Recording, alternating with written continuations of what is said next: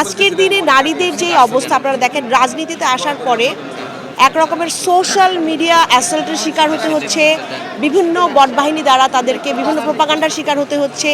এইগুলোর বিরুদ্ধে আমাদেরকে দাঁড়াতে হবে। প্রেসিডেন্ট জিয়াউর রহমান এবং আমাদের মরহুমা দেশনেত্রী বেগম খালেদা জিয়ার সমাধিস্থল এখানে।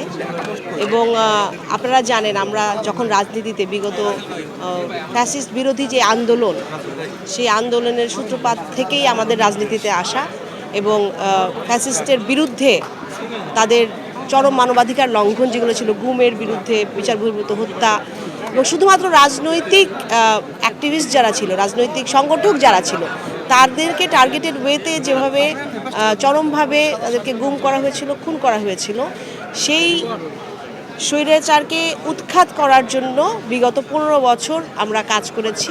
আমাদের সিনিয়র নেতৃবৃন্দরা যারা আছেন তারা সকলে রাজপথে ছিলেন বিগত 15 বছরের বেশি সময়। এবং আপনারা জানেন যে আমাদের দেশনেত্রী মরহুমা দেশনেত্রী বেগম খালেদা জিয়া, তার নেতৃত্বে আমরা কিন্তু আমাদের আওয়াজ সরব রেখেছি এবং অধিকার আদায়ের যে আন্দোলন, সেই আন্দোলনকে এগিয়ে নিয়ে গিয়েছি। কারণ শুধুমাত্র যে কিছু সংখ্যক মানুষকে করা হয়েছিল এবং এই রাজনৈতিক চরম বিশৃঙ্খলার শিকার হতে হয়েছিল তা না, এটা সারা দেশব্যাপী আমাদের পুরো বাংলাদেশে প্রত্যেকটা নাগরিককেই আসলে এর মধ্য দিয়ে পার হয়ে আসতে হয়েছে।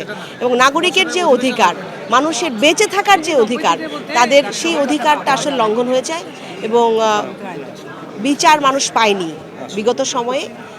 তো আজকের দিনে এখানে দাঁড়িয়ে বাংলাদেশের হয়ে যখন কাজ করার এই সুযোগ আমাদেরকে দিয়েছেন আমাদের মাননীয় প্রধানমন্ত্রী জনাব তারেক রহমান, এবং আমরা আমাদের যে বিএনপির মহাসচিব মির্জা ফখরুল ইসলাম আলমগীর সহ সকলে মিলে তারা আমাদেরকে যেই সুযোগটা দিয়েছেন, এটা আসলে প্রতিফলন যে বাংলাদেশ জাতীয়তাবাদী দল নারীদেরকে নেতৃত্বস্থানীয় জায়গায় দেখতে চায় এবং বারবারই কিন্তু এই সুযোগটা দেয়া হচ্ছে।